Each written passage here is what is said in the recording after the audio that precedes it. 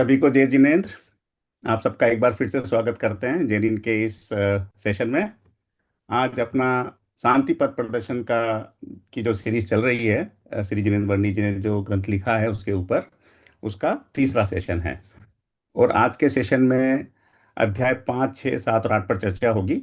और आज का जो सेशन रहेगा और इस पर जो चर्चा रहेगी वो हमारे स्पीकर विपुल जी जैन करेंगे। तो सेशन को शुरू करने से पहले मैं उनका इंट्रोडक्शन दे देता हूँ। Mr. Vipul Jain, an IIT Roorkee alumnus, brings nearly 35 years of leadership experience and now runs a boutique management consulting firm in Gurgaon, where he works closely with CXOs. A passionate traveler and photographer with a special love for ancient Jain temples, for the last 5 years, he has been deeply exploring Jain philosophy and the Jain Shastras, seeking to connect their timeless wisdom with modern life. Welcome, Vipulji, and thank you very much for taking today's session. Now I will hand over to you for lead the session. Thank you Neeraj ji. सबको जय जिनेन्द्र। और इसमें thank you वाली बात नहीं, मैं session ले रहा हूँ, मेरे लिए बहुत ही शुभ का उदय है कि सेशन ले पा रहा हूँ मैं। क्योंकि मुझे अभी तक ध्यान है 2018 में मैंने अंकल से मंदिर में इष्टोपदेश सुनना शुरू किया था, और मुझे उससे पहले कुछ भी नहीं पता था। और 2020 में जब कोविड आया तो ये हुआ कि जूम पे क्लासेस करते हैं, तो मैंने पहली बार बड़ी हिम्मत से सेशन लिया। अंकल ने कहा तुम लोग को ट्राई करने हैं, ऐसे आगे जाके होगा। तो अभी तक जितने भी सेशन लिए हैं मैं उनको कभी ना कभी कंटेम्पलेशन करता रहता हूँ। तो वो कुछ चीज़ें मेरे ऐसी हैं कि वो पक्की हो गई हैं। तो जब आपका ये आया कि इस सेशन को कोई ले सकते हैं, तो मैंने वॉलेंटरी किया। सब्जेक्ट मेरे लिए टफ था, लेकिन मैंने कहा इस सेशन के बहाने ही क्लियर हो जाएगा। जब मैंने इसको पढ़ना शुरू किया तो ये पीडीएफ फॉर्मेट मेरे पास पहले भी था, लेकिन मेरा कभी इंटरेस्ट जागा नहीं। क्योंकि पिछले आपके सेशन के बाद प्लस मुझे सेशन लेना था, तो मैंने उसे डिटेल में पढ़ा। तो मैं इससे इतना प्रभावित हुआ कि मैंने कहा ये मैंने पहले क्यों नहीं पढ़ा। तो मैंने एक प्रण लिया कि मैं इस पूरी बुक को रीराइट करूंगा। तो अभी तक 8 चैप्टर मैंने वर्ड बाय वर्ड ओसीआर में स्कैन करके एक एक लाइन अपने हाथ से दोबारा लिखी है। और कोशिश करिए त्रुटि ना हो। जैसे क्रिश्चियनिटी में बाइबल पहले किंग जेम्स वर्जन आती थी, लेकिन उन्होंने अपनी नई जनरेशन के लिए न्यू एनआईवी वर्जन निकाली, ताकि वो नई जनरेशन पढ़ पाए। तो जब मैं भी ये पढ़ रहा था, तो मैं क्योंकि यूपी बोर्ड से पढ़ा हूँ और हम लोग को हिंदी अच्छी तरह पढ़ाई जाती है, तो मुझे भी इसमें ना काफ़ी बाधा आ रही थी। तो क्योंकि ऐसा नहीं कि वो कुछ गलत लिखा गया, लेकिन हमारी इतनी लेवल नहीं है कि हम इसको समझ सकें। तो फिर मैंने सोचा कि अगर मुझे अपने बेटे को कुछ गिफ्ट करने हैं, कि कभी कोई शास्त्र पढ़े जिसने 8th तक की हिंदी पढ़ी है, और वो भी एक पब्लिक स्कूल में जिसमें आज भी वो हिंदी में मेरा कोई मैसेज पढ़ नहीं सकता है, तो मैं क्या लिखूं। तो मैंने सोचा कि मैं इसको पहले हिंदी में रीराइट करूंगा विदाउट लूजिंग एनी मीनिंग। उसमें टाइम लग रहा है क्योंकि मैं एक एक पैराग्राफ कर रहा हूँ। दूसरा, इसके बाद इसका इंग्लिश ट्रांसलेशन भी करूंगा। वो उतना एग्जैक्ट नहीं ओके। होगा, लेकिन ठीक है कि किसी को समझ आएगा। तो बहुत मैं सुंदर। तो ये मैंने सोचा आप लोग का मुझे आशीर्वाद चाहिए कि मेरा कार्य पूर्ण हो सके। बहुत अप्रिशिएबल।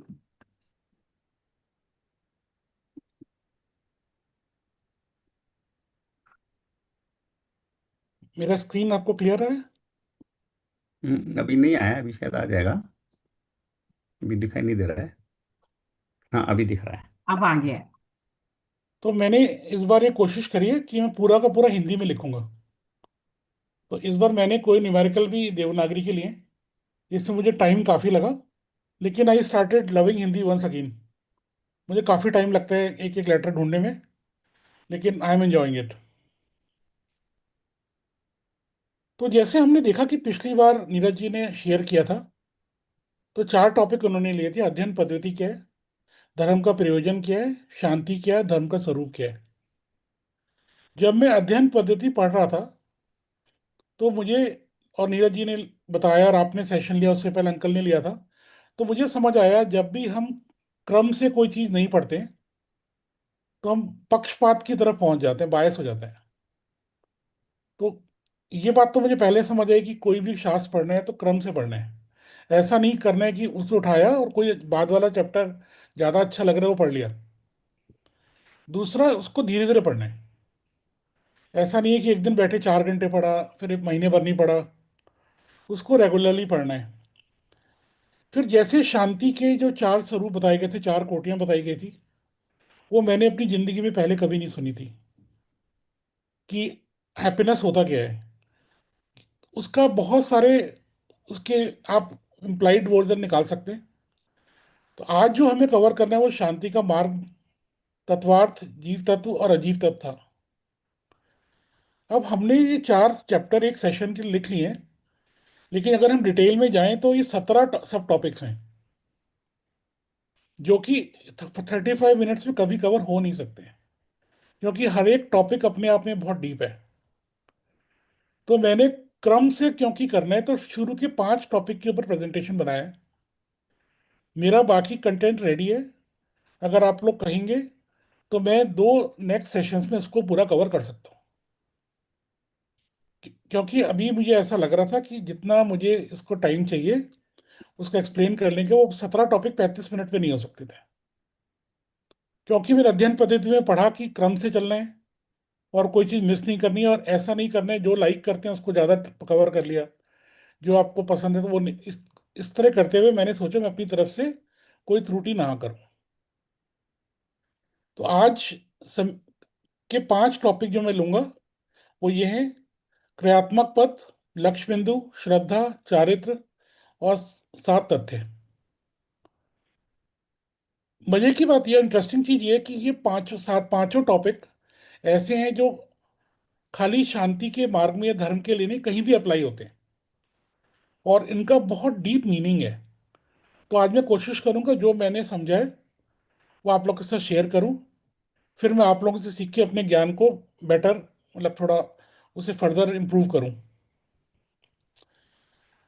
तो जो हमने देखा कि वैसे तो जब मैंने पहली बार कोई शास्त्र देखा तो तत्वार्थ सूत्र था, जिसका पहला श्लोक है: सम्यक दर्शन, सम्यक ज्ञान, सम्यक चारित्र, मोक्ष मार्ग नेतारम। लेकिन मुझे उसका रियल मीनिंग इस शास्त्र को पढ़ने के बाद समझ आया। तो हमारे 3 पिलर होते हैं किसी भी चीज को करने के लिए। सबसे पहले श्रद्धा और विश्वास उस चीज पे। बिना श्रद्धा और के कई सही दिशा प्राप्त नहीं होती है। दूसरा, ज्ञान। बिना ज्ञान के स्पष्टता विकसित नहीं होती है। और तीसरा है चारित्र। जब तक वो ज्ञान आचरण में नया लाया जाए तो कोई रिजल्ट नहीं आता है।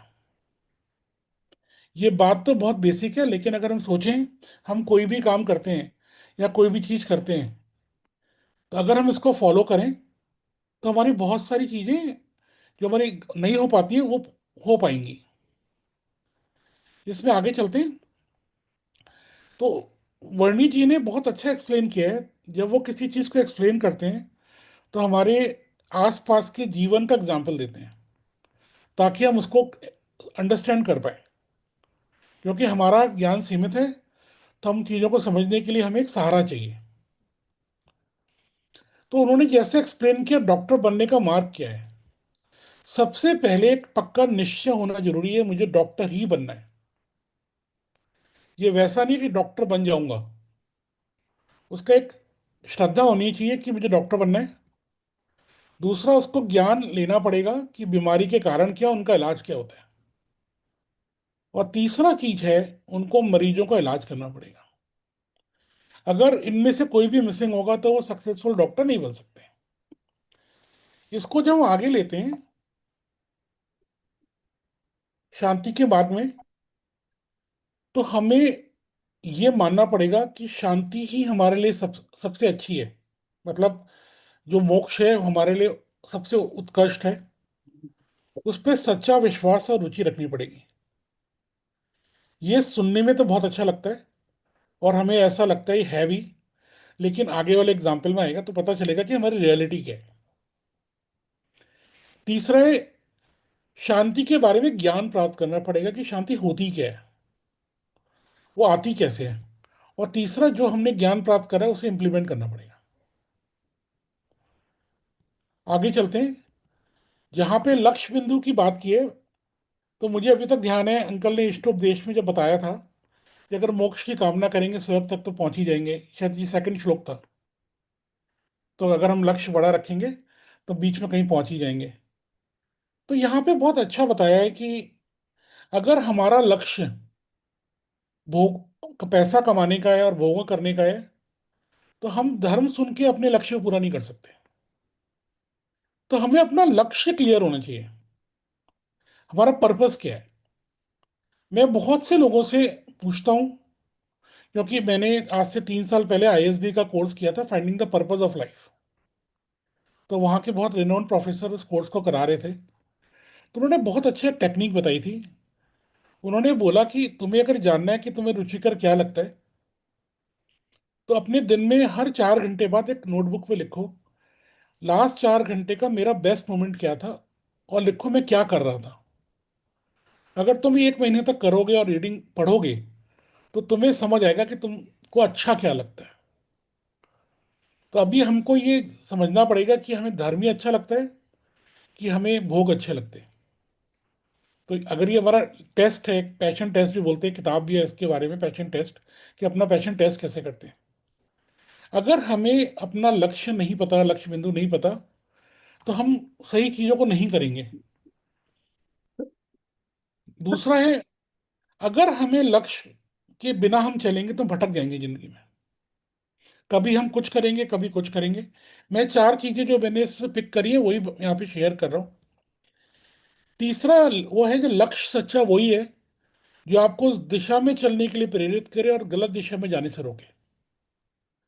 अगर हमारा मार्ग इधर उधर डगमगा रहा है तो इसका मतलब हमारा लक्ष्य सही नहीं है।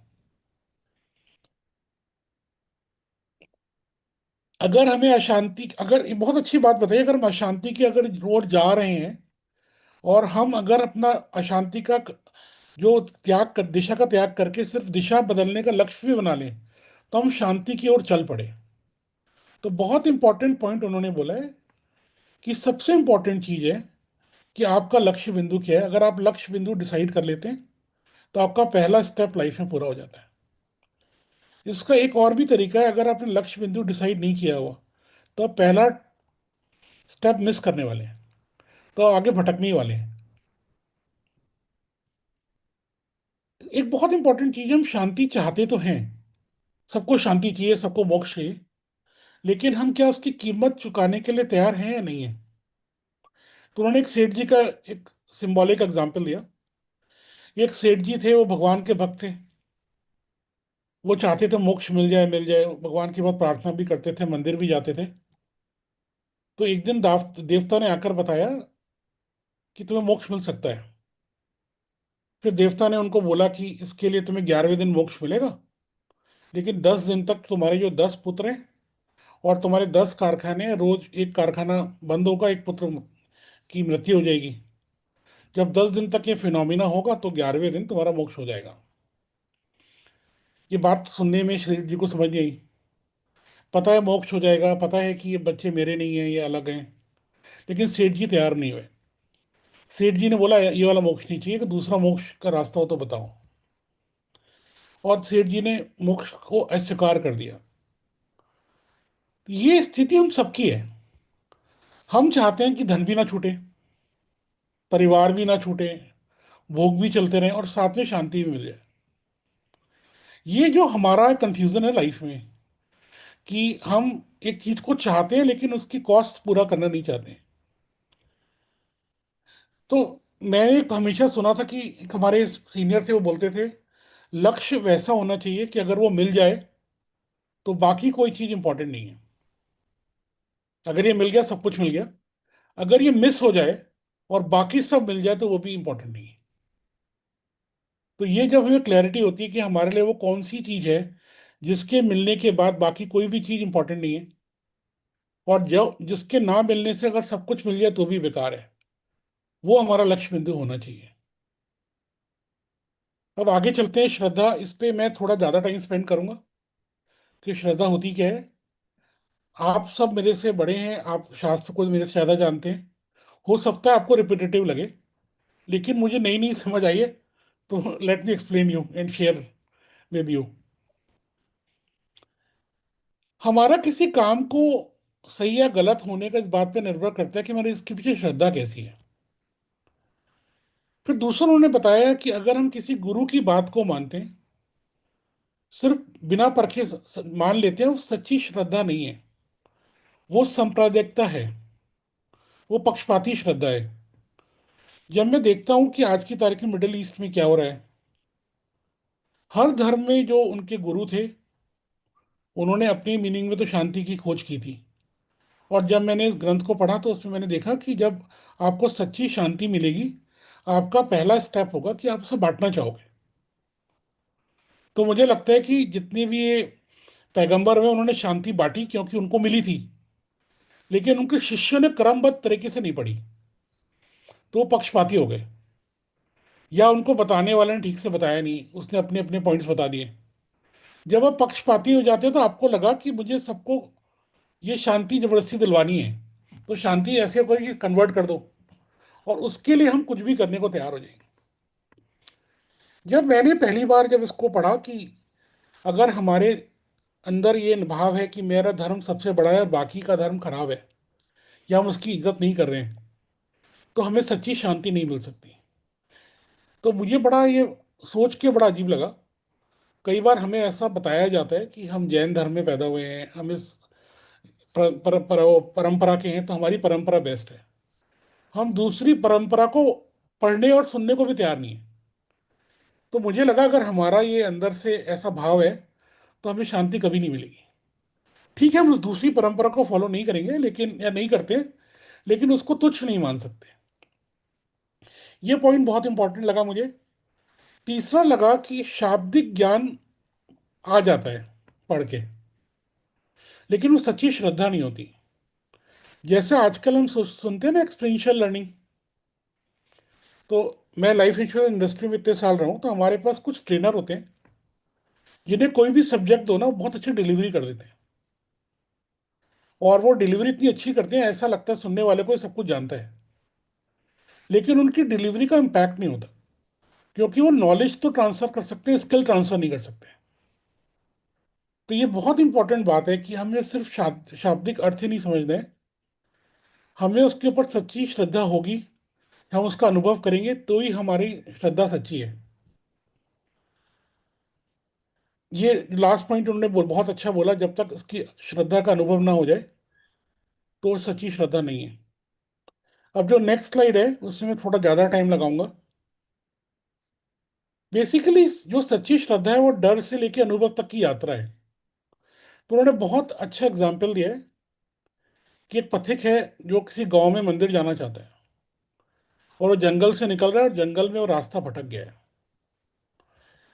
तो उस पथिक की स्थिति क्या है, उसके मन की स्थिति क्या है, और उसकी श्रद्धा किस लेवल की है। तो यहाँ पे मैंने श्रद्धा के लेवल के 5 वर्ड चूज करें। वो एक सिंबॉलिक है, वो सही गलत कुछ भी हो सकते हैं, तो मुझे उसके लिए अगर गलत है तो माफ कर दीजिएगा। तो सबसे पहले क्या है, उसको एक बंदा मिलता है जो कि उसे रास्ता तो सही बताता है, लेकिन वो देखने में ही उसको उतना सही नहीं लग रहा था, अव्यवस्थित था, कपड़े भी उसके अच्छे नहीं थे, और वो बड़ा रूखा होके बता रहा था। और एक बात, अगर उस सेंटेंस को आप किताब में बहुत ध्यान से पढ़ें, तो जजमेंटल भी था। और वो इसलिए उस पथिक ने उस पे विश्वास ही नहीं किया। पथिक ने बोला मैं रात को जंगल में सो जाऊंगा, लेकिन मैं इस आदमी के रास्ते पे तो नहीं जाऊंगा। इसको मैंने यहाँ पे अविश्वास बोला है। ये बहुत इंपॉर्टेंट चीज है कि हम विश्वास किस पे कर पाते हैं। मैं इसको जब ये पूरा हो जाएगा इसके कुछ एग्जाम्पल शेयर करना चाहूंगा।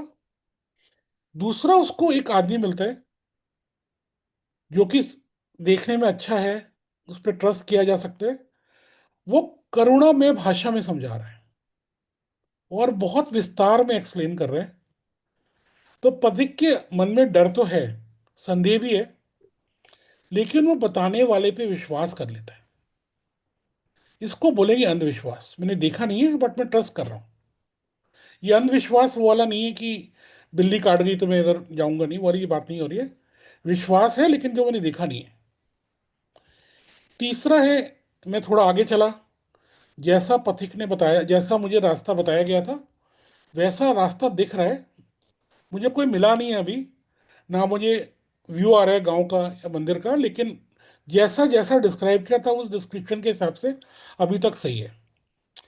मेरे मन के अंदर डाउट पहले से कम हो गया है। लेकिन अगर मुझे कोई भी बोले रास्ता गलत है, मैं डगमगा सकता हूँ। अगर ऐसे में कोई, जैसे एक बार मैं रास्ता भटक गया था, मैं और मेरी वाइफ कार में जा रहे थे, और हमने रात के टाइम, बरसात के टाइम में गलत रास्ता ले लिया। हम काफी देर तक चलते रहे, मैं समझ गया हम सही जा रहे हैं गलत जा रहे हैं, और गूगल का सिग्नल लूज हो गया।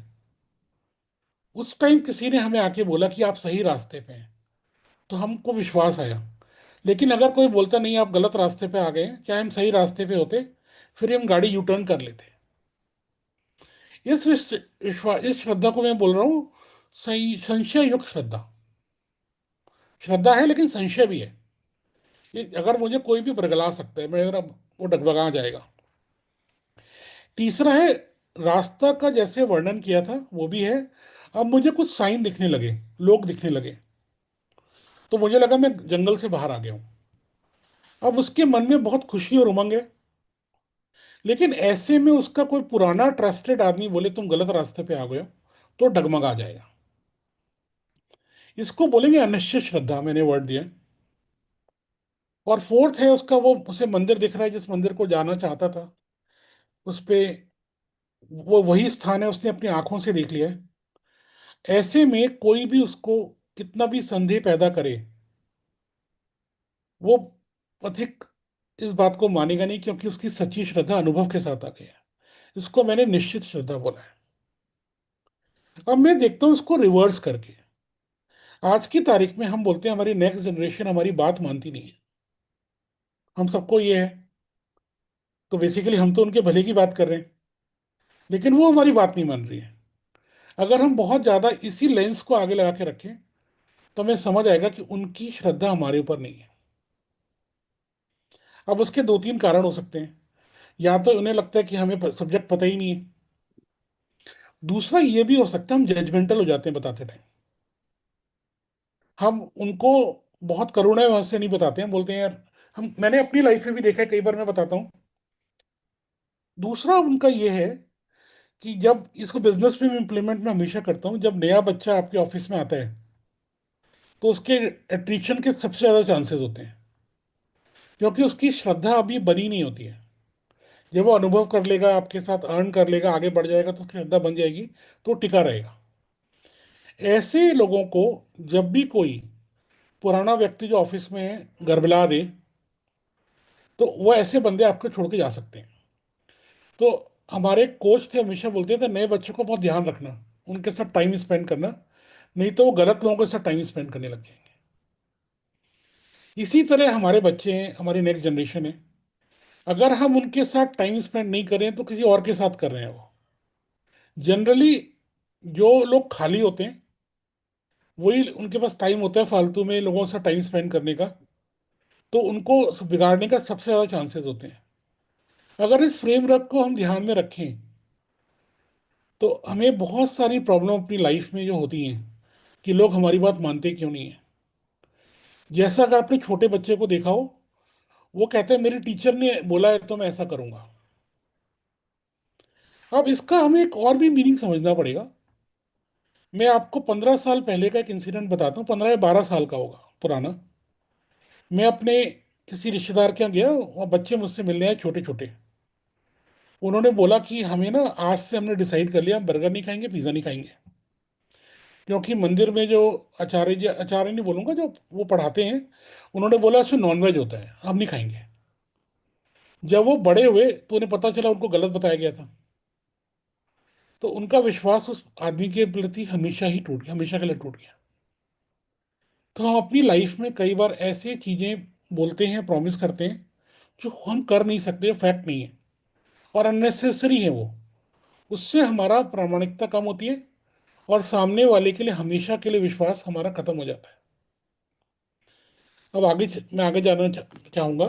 अब यहाँ चारित्र के बारे में बताया गया है कि चारित्र है क्या। तो यहाँ पे चारित्र का अर्थ एक क्या कहते हैं, प्रवचन सार में जो गाथा है, वहां तो नहीं लिखा था प्रवचन सार की गाथा, लेकिन जब गाथा को मैंने ढूंढा तो मुझे मिला गूगल पे, प्रवचन सार की 7वीं नंबर की गाथा है, जब कुंदा कुंदा आचार्य ने उनको समझाया कि हमारा चारित्र होता क्या है। तो अंकल मैं इसको बोल नहीं पाऊंगा, मेरी प्राकृत में बिल्कुल नहीं बोल पाता हूँ लेकिन अंकल होते तो शायद इसको ठीक से प्रोनाउंस करके हम लोग मधुर भाषा में बता पाते।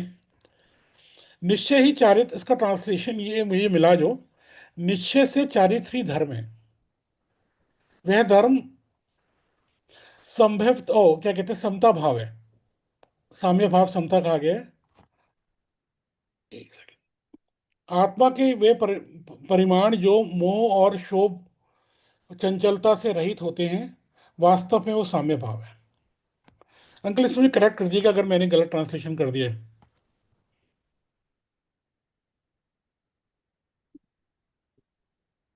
अब हम इसको ना बहुत ध्यान से समझते हैं कि बेसिकली फिनोमेना क्या है। हमारा मन अशांत है। अशांत मन में बहुत सारे लगा, शांत वाले मन में भी आते हैं, लेकिन ये जो शांति बताई गई वो, उसमें जीरो विचार आने चाहिए। लेकिन हमारे मन अशांत है, हमारे मन में विचार आते हैं। जब विचार आते हैं, अनगिनत विचार हैं, हमारी अनगिनत इच्छाएं होती हैं, क्योंकि मन जो है वो इंद्रियों को कंट्रोल करता है। तो हमारे अंदर जो ये चंचल इच्छाएं आती हैं, वो इंद्रियों को निर्देश देती हैं, ऐसा करो, कभी ये खाओ, कभी वो खाओ, कभी यहाँ जाओ, कभी वहाँ जाओ। उस कारण से हमारी इंद्रियां इधर से उधर भागती रहती हैं, और इस जीवन की भागदौड़ में हमारी बेचैनी और अशांति उत्पन्न होती है।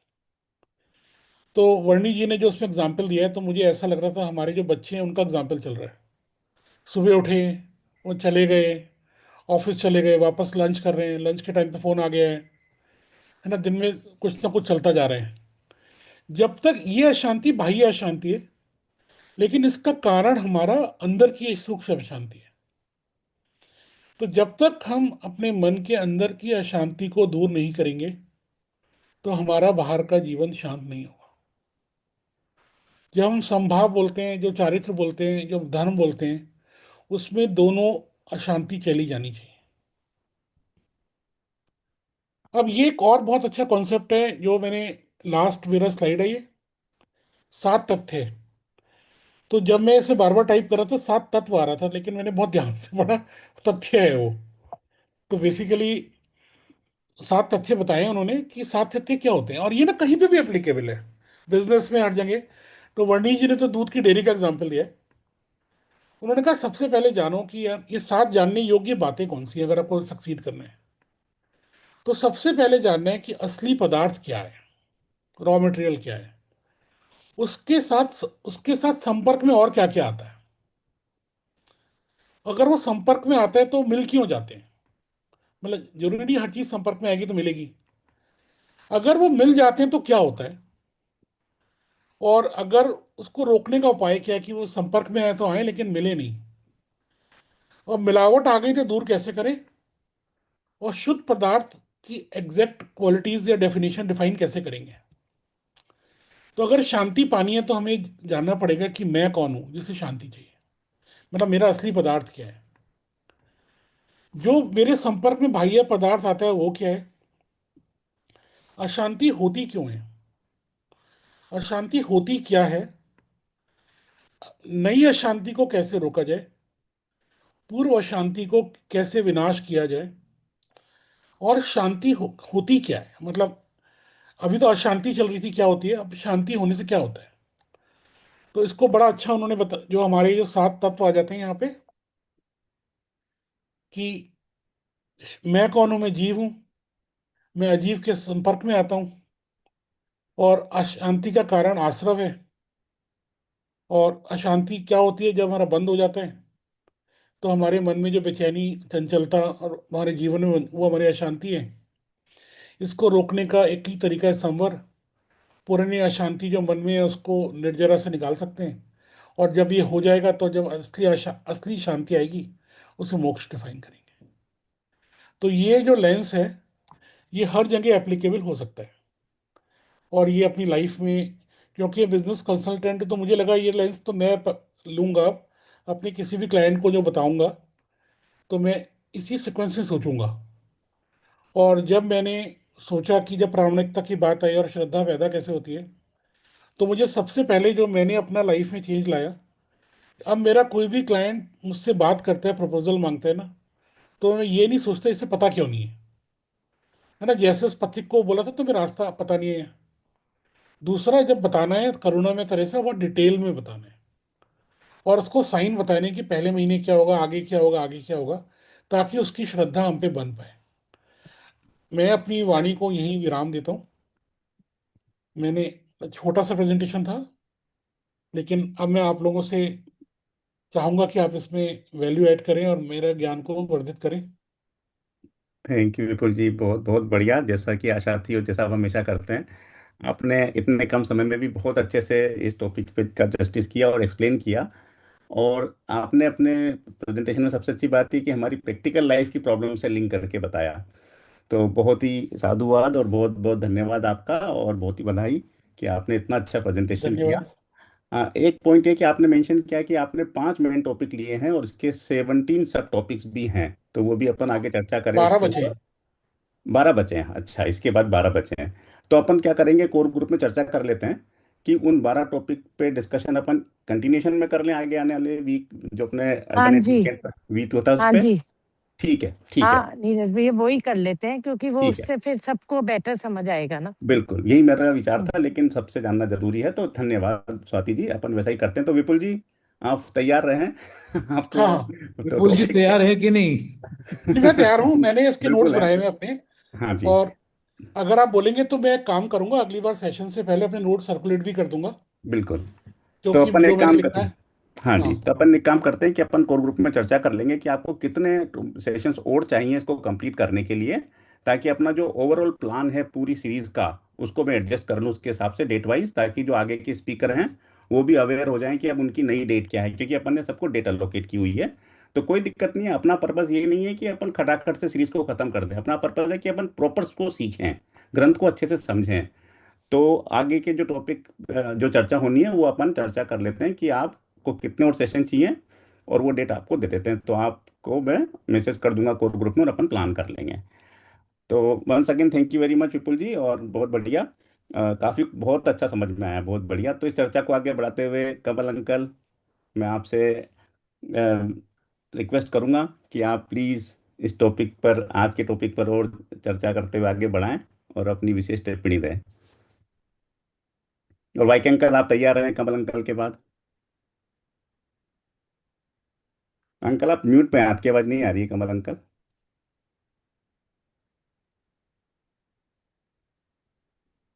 कमल सबसे भाई जी पहले तो म्यूट इसलिए रहते हैं कि वो शांति का प्रतीक है ना, मौन शांति का प्रतीक है। नहीं, वो टेक्निकल हमारे मोड। यहाँ प्रैक्टिकल करके ये दिखा रहे हैं।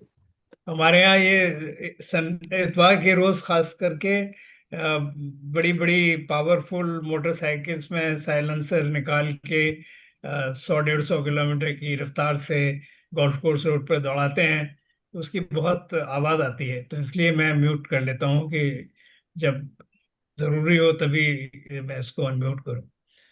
मुझे लगा था ये बीमारी सिर्फ पूना में ही है। नहीं, यहाँ तो बहुत ही, ये बिल्कुल एकदम एंडेमिक है इस एरिया में। और खैर, अलग से चर्चा करेंगे। तो मैं विपुल को इस बात के लिए साधुवाद देता हूँ कि उन्होंने इतना बड़ा ये अभियान, अनुष्ठान लिया है। और मेरी कामना है कि वो उसे पूरा करें। तो क्योंकि मैंने भी ये अनुभव किया है कि वर्णी जी ने जिस भाषा में ये लिखा है, वो भाषा 1960 में जब ये लिखा गया है तब की भी नहीं है, उससे भी 100 साल पुरानी भाषा है।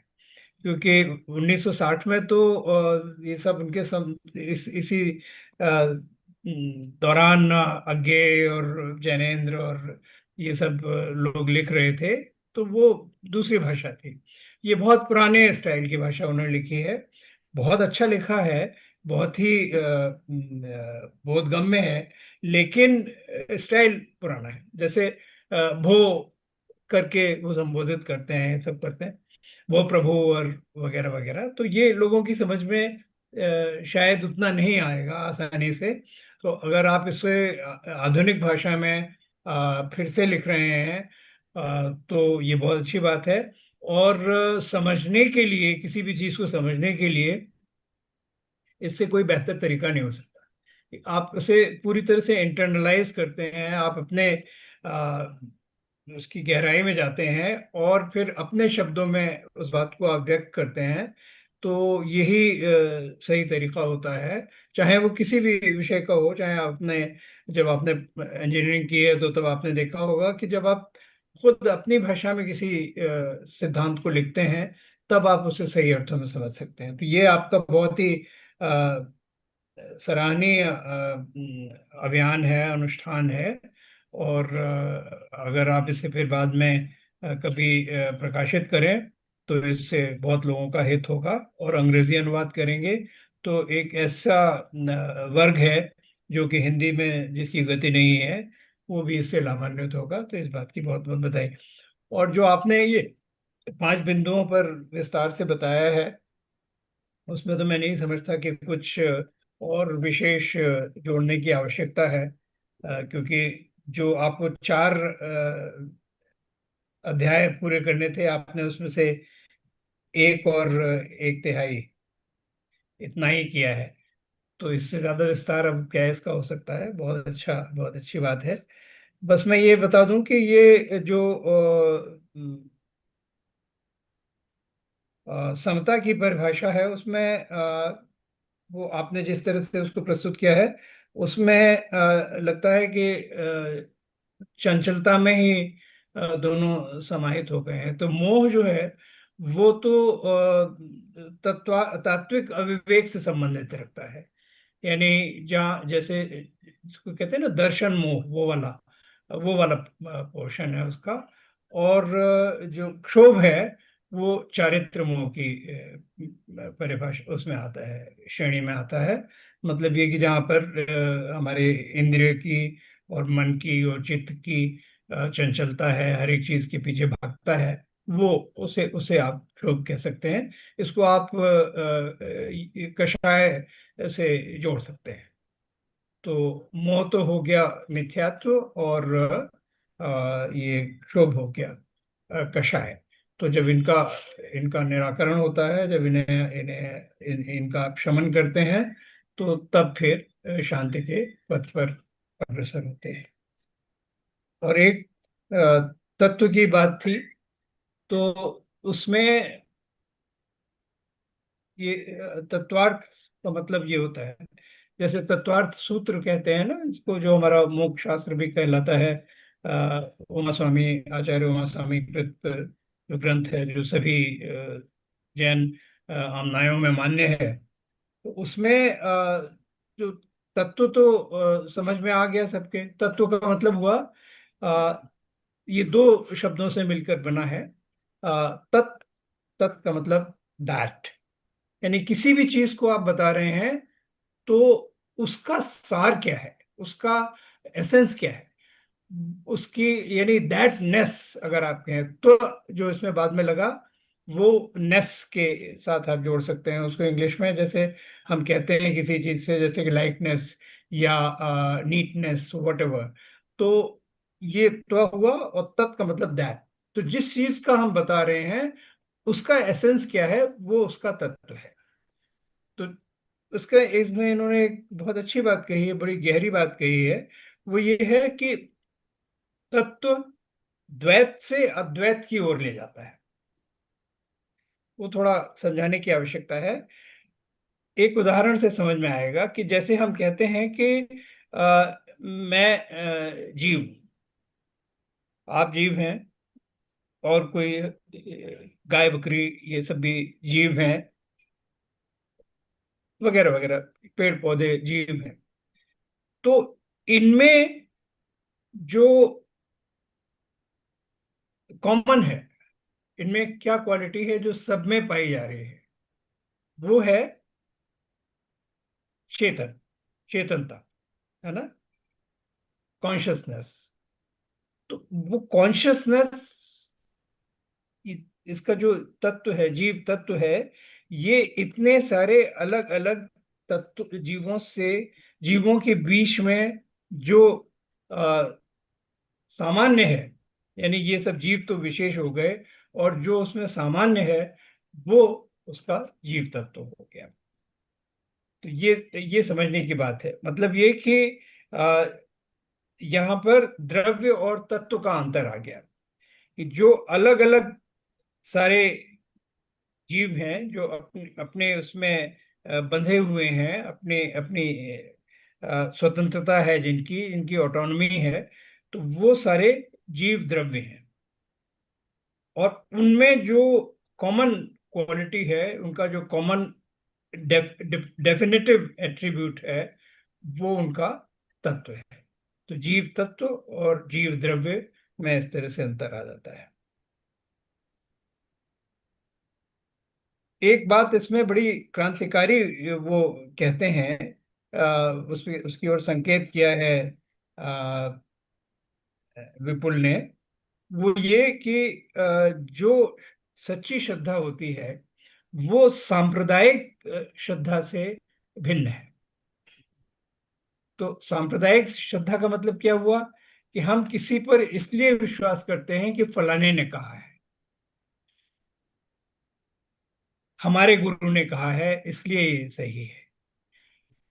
अगर हम उसे अनुभवजन्य बना लें, जो उन्होंने कहा उसको हम स्वयं अनुभव करें, और वो फिर अनुभव प्रत्यक्ष जो हमारा श्रद्धान बनेगा, वो फिर सच्ची श्रद्धा होगी।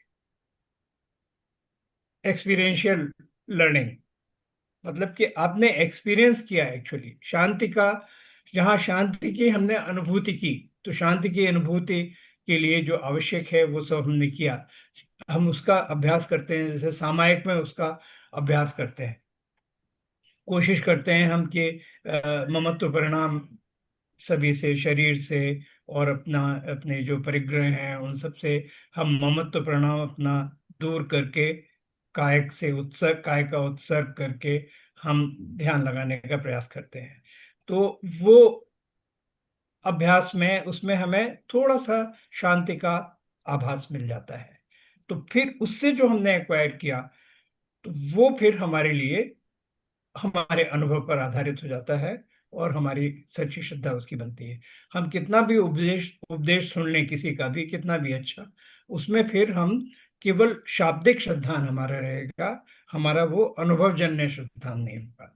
तो ये श्रद्धा का सच्चा स्वरूप है, जिसकी ओर विपुल ने अपनी प्रस्तुति में संकेत किया था। तभी मैं इतना ही कहना चाहूंगा, फिर जब चर्चा होगी तो तब। एक बात और थी इसमें, एक बात वो भी कहते हैं कि जो जिनको हम धर्म समझते हैं सामान्यतया, हम कहते हैं वो बड़ा धर्मात्मा है, बड़ा धर्म कर्म करता है। तो जैसे कि जिसमें सब ये आता है कि ये खाना है, ये नहीं खाना है, इसको ग्रहण करो, इसका त्याग करो, देव दर्शन पूजा, ये सब जो हमारे आवश्यक प्रिस्क्राइब्ड हैं, तो ये सब धर्म की या समता की साधना के तरीके हैं। तो इनको धर्म कहा जाता है उपचार से, ये धर्म नहीं है। ये धर्म की प्राप्ति के, धर्म की यानी समता की। धर्म क्या है? धर्म चारित्र है। चारित्र क्या है ये बताया उन्होंने, चारित्र समता है। समता क्या है? मोह क्षोभ से विहीन आत्मा के परिणाम समता है ना। आपने कहा ना कि प्राकृत नहीं आप कह पाते, आप कह पाएंगे अवश्य, आपने पढ़ी हुई है। चारित्रम खलु धम्मो, धम्मो जोसो समोत्ति निदिठो, मोह खोह विहीणो, परिणामो अपणो हु धम्मो। तो मतलब ये आपने इसका अर्थ बताया ही है। तो वो जो आत्मा के परिणाम मोह क्षोभ से विहीन है, वही चारित्र है, वही धर्म है, वही समता है।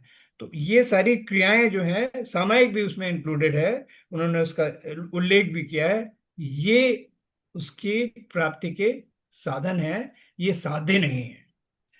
अक्सर हम साधनों तक ही रह जाते हैं और साधनों को ही साध्य मान लेते हैं, तो वो एक भ्रांति है। और वो फिर हमारी दृष्टि तब केवल सांप्रदायिक ही रह पाती है और हमारी स्वानुभूति पर आधारित नहीं हो पाती, तो सच्चा शुद्धांत नहीं हो पाता। सच्चा शुद्धांत तभी होगा कि जब हम अपने प्रयास से, अपने पुरुषार्थ से स्वयं वह अनुभव करें। धन्यवाद। Thank you very much uncle. ये बात आपने बहुत अच्छे से समझाई कि हम धर्म के साधनों को ही धर्म मान लेते हैं, जो धर्म है उसको ही नहीं समझ पाते। ये सबसे बड़ी भूल देखी जाती है। पर लेकिन हाँ, स्वाध्याय करने से और धर्म को सुनने से और चर्चा करने से ये बात समझ में आती है, और जो मन में एक तरह से कश्मकश रहती है कि क्या सही क्या गलत, उसका निर्णय हो पाता है। बहुत बहुत धन्यवाद अंकल। वाइक अंकल, आपका स्वागत है। आप चर्चा को आगे बढ़ाएं। पहले तो जब मैं शुरू किया विपुल ने, तो मुझे लगा कोई इतनी मेहनत कर सकता है किसी एक सेशन के लिए।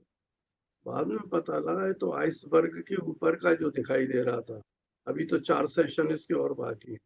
वो बहुत बड़ा पोर्शन समुद्र के नीचे ही छुपा हुआ है, जो शायद ये आगे के सेशनों में रिवील करें।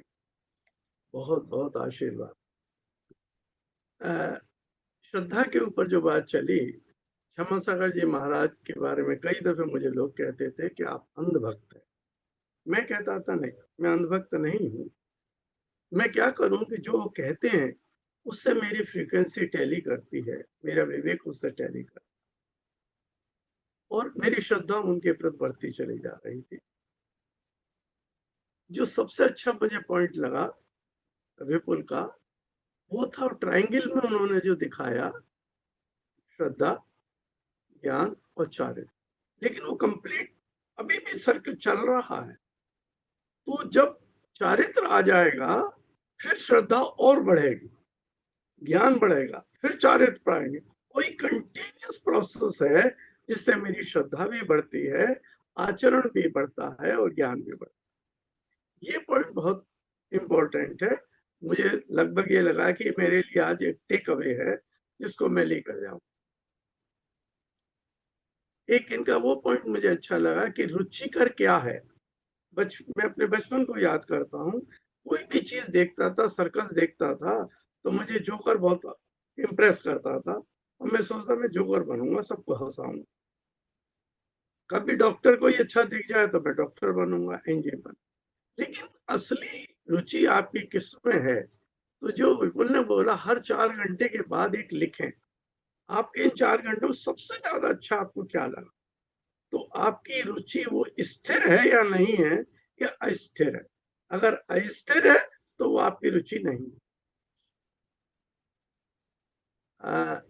एक मैं कहना चाहूंगा कि पहले गुरु की माने और उसके बाद फिर उसे अनुभव करें, और तब आपकी श्रद्धा गुरु पर और उन सिद्धांतों पे और बढ़ेगी। और लास्ट में जिस तरह चला था उसको और मैं क्लियर करूं कि धर्म के साधन है ये 6 आवश्यक। ये धर्म नहीं है, पर ये साधन साध्य के लिए अति आवश्यक है। इनसे ही अपन साध्य को पाएंगे। और ये अपन नहीं कह रहे, ये अपने पुराने आचार्य हमको नीरज। धन्यवाद अंकल। ये क्लेरिफिकेशन बहुत अच्छा है आपका कि इनके माध्यम से ही हमें धर्म मिलेगा। ये बात बिल्कुल सही है। तो अभी चर्चा को आगे बढ़ाते हुए, अगर किसी के कोई कोई जिज्ञासा हो किसी की, या कोई प्रश्न हो, तो आप अनम्यूट करके पूछ सकते हैं। हाँ विजय अंकल, आपने हाथ उठाया है, आप पूछिए। विपुल भाई, आपके परिचय के बारे में जब कहा जा रहा था, तो उसमें ये था कि आपने जैन प्राचीन मंदिरों के बारे में कुछ अध्ययन किया है। लेकिन फोटोग्राफी करी, अध्ययन तो ज्यादा नहीं, फोटोग्राफ्स फोटोग्राफी। बहुत करे। अच्छा, तो उसमें कोई खास विशेष चीज आप कुछ बताना चाहेंगे जो उल्लेखनीय है? अंकल, मुझे तो जब मैंने ये फोटो खींचे थे, इसका शुरू कैसे हुआ था, मुझे फोटोग्राफी में इंटरेस्ट था। मैंने एक बार अपने व्हाट्सएप स्टेटस पे एक फोटोग्राफ डाला था, तो मेरे पब्लिशर का किसी का फोन आ गया कि मैं इसे मैगजीन की कवर पे ले लूं। तो मुझे बड़ा खुशी हुई कि मैं ऐसा कंट्रीब्यूशन कर सकता हूँ। तो उसके बाद जहाँ भी मैं जैन मंदिर विजिट करता हूँ, मैं बहुत समय लगा के सुबह उठ के जाता हूँ, भीड़ ना हो, बहुत ध्यान से फोटो खींचता हूँ। मैं आपके साथ कुछ फोटो शेयर कर सकता हूँ, क्योंकि अभी भी मुझे गूगल पे बहुत सारे आते हैं रोज सुबह, स्पेशली गोलाकोट या सांगानेर के मंदिर के, जहाँ पे लोग मेरे फोटोग्राफ को देख के लाइक कर देते हैं। तो वो मुझे रुचि भी है, मुझे अच्छा भी लगता है। मुझे मतलब अभी तो अच्छा तो लगता है आपके फोटोग्राफ को लाइक किया जाए। तो मैंने 2-3 साल कैलेंडर भी पब्लिश किए थे। मैं 2 साल से कर नहीं पाया हूँ, बट मेरे पास काफ़ी बड़ा कलेक्शन है और काफ़ी अच्छी क्वालिटी में है। अगर किसी को भी चाहिए तो ले सकते हैं।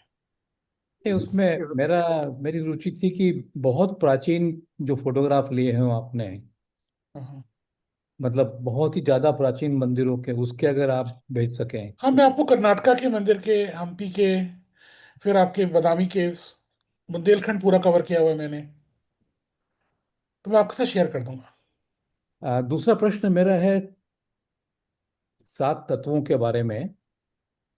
आ, कि जो हम कहते हैं कि तत्वार्थ सूत्र में 7 तत्वों का वर्णन है, और ये कहते हैं कि ये 7 तत्व प्रयोजनभूत तत्व हैं। तो यहाँ प्रयोजनभूत शब्द के ऊपर जोर दे के अगर अपन सोचें तो इसका मतलब ये हुआ कि इसके अलावा भी तत्व हैं, और 7 उसमें से प्रयोजनभूत है जिनकी हम चर्चा करते हैं तत्वार्थ सूत्र में है। तो मेरा प्रश्न ये है कि क्या यह सोचना सही है कि 7 में पूरा ब्रह्मांड निहित है, या 7 के अलावा भी कई तत्व हैं और हम सिर्फ प्रयोजनभूत तत्वों के बारे में तत्वार्थ सूत्र में चर्चा कर रहे हैं? कमल अंकल, आप इस पे कुछ प्रकाश डालें। अब प्रयोजनभूत शब्द को आपको समझना होगा। ये किस ग्रंथ में 7 सूत्रों की विवेचना की गई है? इसको मोक्ष शास्त्र भी कहते हैं। तो जब मोक्ष आपका लक्ष्य बिंदु है, तो उसके लिए ये 7 तत्व प्रयोजनभूत है। उसमें फिर और किसी से मतलब नहीं है। इसका ये मतलब नहीं है कि यही 7 तत्व हैं। तत्व तो अनंत हो सकते हैं। जो भी सब्सटेंस है, जो भी हमें दिख रहा है, उसका जो कैरेक्टर है वो तत्व है उसके लिए। दैटनेस है, तत्व तो दैटनेस है ना। तो अब मोक्ष मार्ग के लिए यही जरूरी है। मोक्ष मार्ग में अब जैसे कि मोक्ष मार्ग में एक जीव तत्व है, एक अजीव तत्व है ना। ये यही दो एक्टिव तत्व हैं, कॉन्स्टिट्यूएंट्स हैं, है ना, दुनिया में। और बाकी सब तो पैसे हैं। तो ये जीव जीव और अजीव तत्व हैं। तो इनमें इंटरेक्शन होता है। अजीव तत्वों का एक बहुत छोटा सा भाग है पुद्गल का। तो उससे जीव का इंटरेक्शन होता है, उसमें संबंध बनता है, और उस संबंध के कारण फिर सारी समस्याएं होती हैं, आश्रय बंध वगैरह ये सब सारे।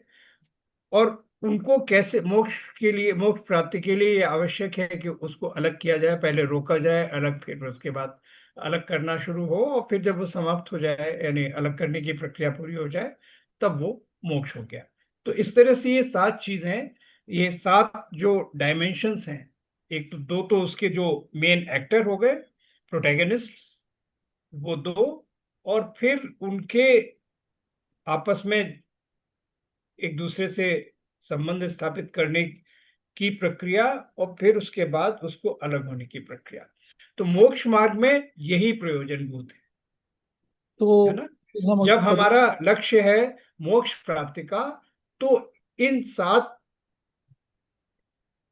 एस्पेक्ट्स को हम समझ लें अच्छी तरह से, तो वो हमारे लिए पर्याप्त हो जाता है। तो और किसी चीज आत्मा, से हम कोई हमको, 8वां तत्व हम सोचें कि नहीं, इसके मोक्ष अलावा, मार्ग में नहीं है 8वां, तो और मार्गों में है, और मार्गों में होगा।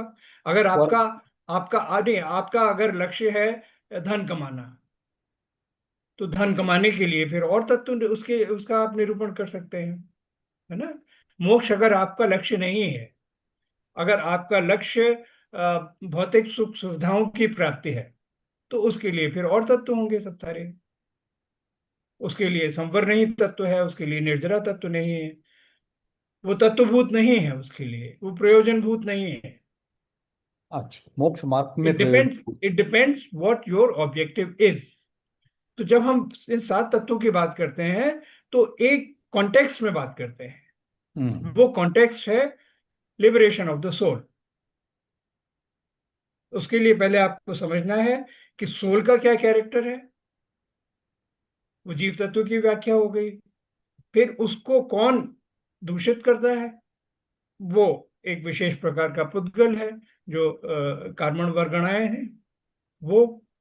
फिर वो क्यों करती हैं, कैसे करती हैं, वो आश्रव हुआ। फिर उसके बाद उनका क्या, जो उससे उनके आने से फिर क्या प्रभाव पड़ता है आत्मा पर, वो बंद हुआ। फिर उसको हम कैसे रोक सकते हैं जिससे वो इंग्रेस बंद हो, वो संवर हुआ। फिर कैसे हम उसको अलग कर सकते हैं, जो जमा हो गया है उसको, वो निर्जरा हुई। और जब उसकी अंतिम पूर्णाहुति हो जाती है, वो मोक्ष की स्थिति है। इसमें अगर हम थोड़ा जैसे बाल की खाल निकालने की बात कहें तो साथ में मोक्ष तो आ ही गया। जी हाँ, आ गया। और हम तभी मोक्ष तत्व है। मोक्ष मार्ग के लिए 7 प्रयोजन भूत तत्वों की बात कर रहे हैं। हाँ, तो जब मोक्ष मार्ग में मोक्ष मतलब मोक्ष का यहाँ पे तो गंतव्य है ना, वो मोक्ष मार्ग का गंतव्य मोक्ष है, हम्म इसलिए इंपॉर्टेंट है। बिना गंतव्य के तो कैसे मार्ग बनेगा ना, मार्ग पूरा नहीं होगा ना। मार्ग पूरा कहाँ होता है? आप किसी भी मार्ग पर जाते हैं, आपको अगर मान लीजिए कि पूना जाना है दिल्ली से, गुड़गांव से, जैसे कि आप गए थे, तो बिना पूना को उसमें शामिल किए हुए कैसे होगा? तो रास्ता तो अधूरा ही रह गया ना फिर आपका। बाहर पूना के आउटस्कर्ट्स में कहीं रुक जाएंगे आप, पूना नहीं पहुंचेंगे। नहीं, मोक्ष पहुंचने के लिए 7 मार्ग अगर हैं। नहीं, 7 मार्ग नहीं है, स्टेजेस हैं ना ये। पहले दो तो वो हैं जो इसमें प्ले करते हैं।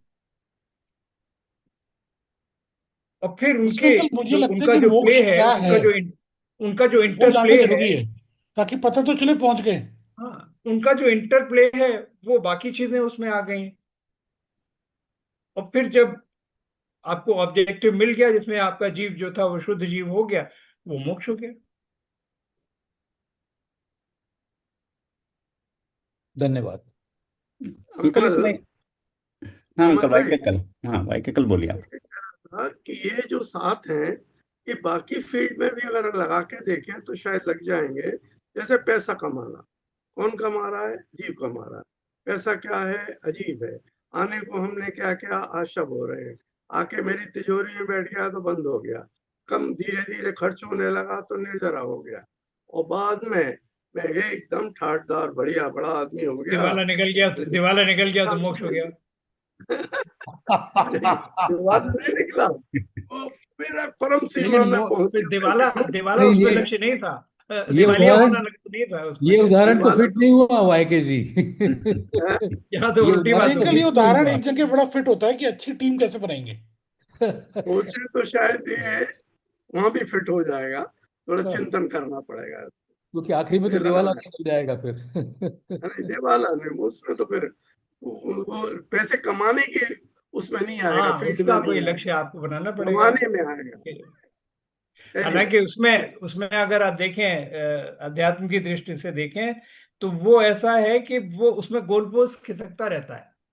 कि अभी ये आपका लक्ष्य है कि आप लखपति हो जाएं, फिर करोड़पति हो जाएं, फिर अरबपति हो जाएं, फिर पता नहीं क्या, मुकेश अंबानी से पूछिए आप, कहीं उसकी सीमा है? या अडानी से पूछिए, या किसी और से, ये जो भी है मस्क वगैरह, कोई सीमा नहीं है, वो तो असीम है। तो उसमें तो इच्छाओं का तो कोई अंत ही नहीं है।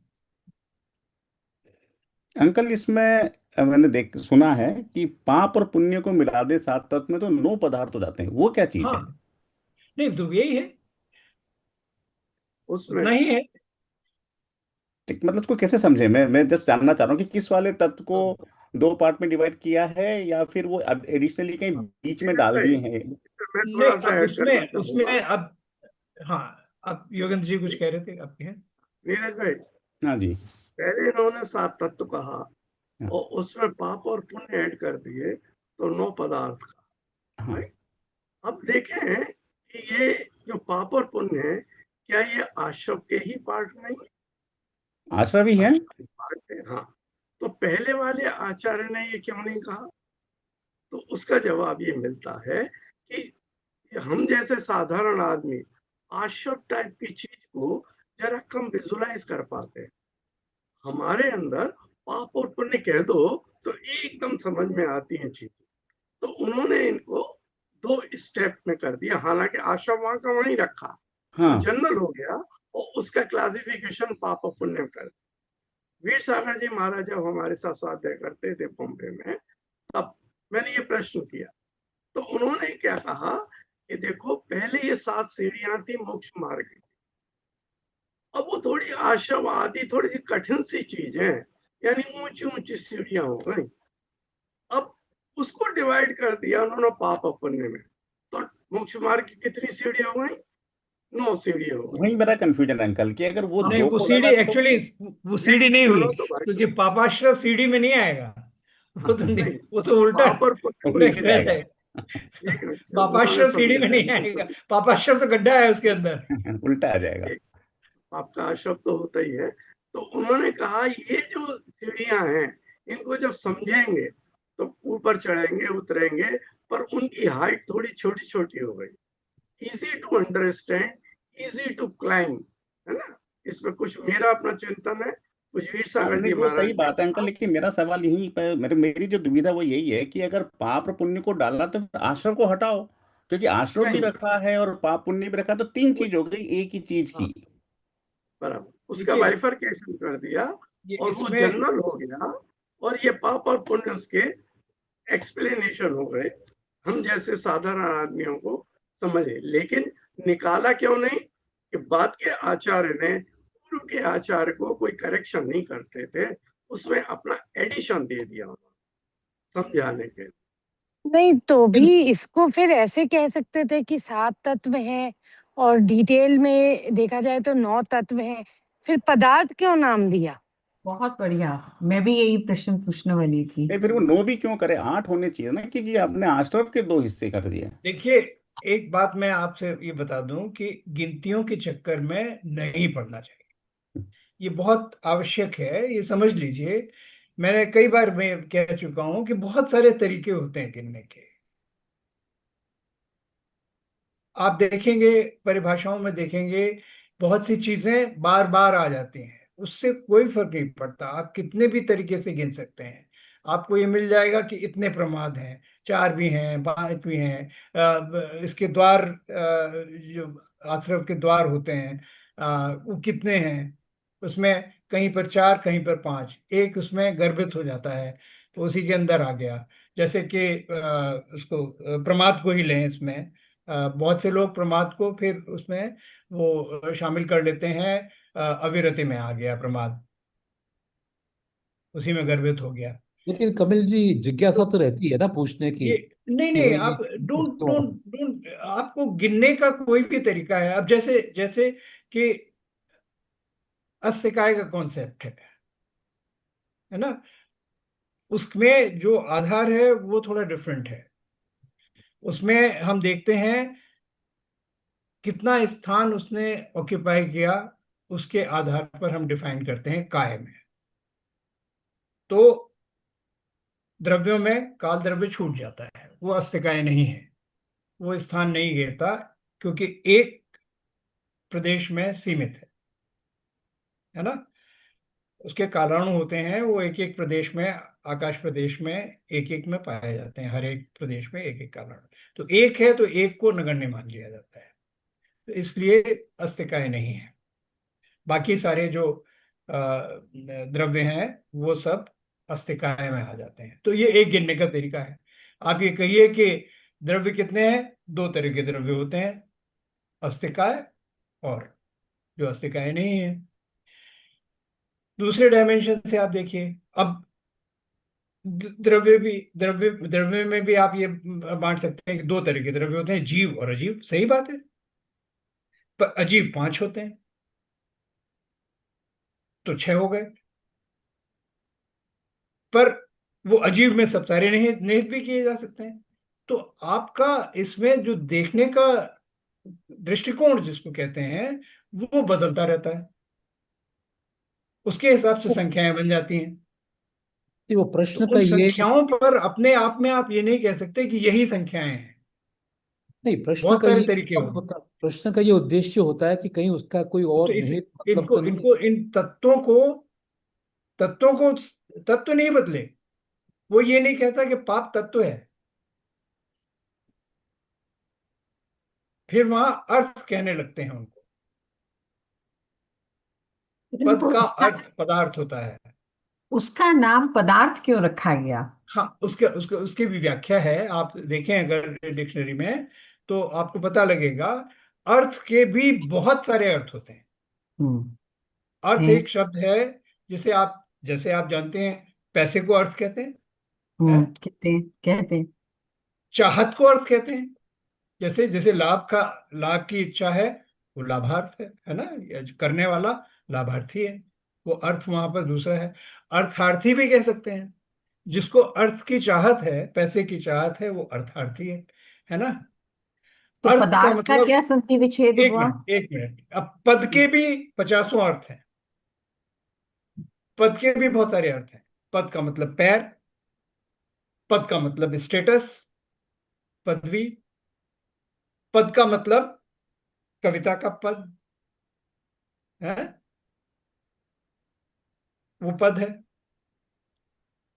फोनेम को पद कहते हैं। तो इस तरह से पद, अब आप पद शब्द को मैं दिखाऊं, मैं आपको ऐसे, इंटरेस्टिंग चर्चा है तो इसलिए थोड़ा सा इसमें समय लगाने की जरूरत है।